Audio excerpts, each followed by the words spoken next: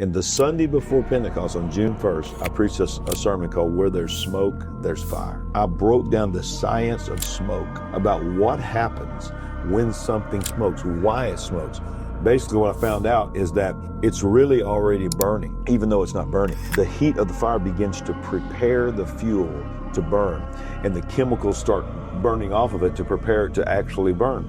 And that's what puts off the smoke. The last words I said in that message, I said, me and my wife, sometimes we'll be driving down the road and we'll look off in the distance, we'll see smoke. And we know where there's smoke, and everybody in the church says, there's fire. But sometimes when we're driving around these hills out here in Alabama, I said, we'll see it up in the neighborhood, and we'll think, we know who lives up in there. We're gonna make sure they're okay. So we follow the smoke to see what's burning. I said all this, and I said, let me tell you something. We've been in this town in Birmingham for 30 years, on the outskirts of Birmingham, and most people in Birmingham still don't know about this church. I said, but I'm gonna tell you what's gonna happen next weekend, this coming weekend.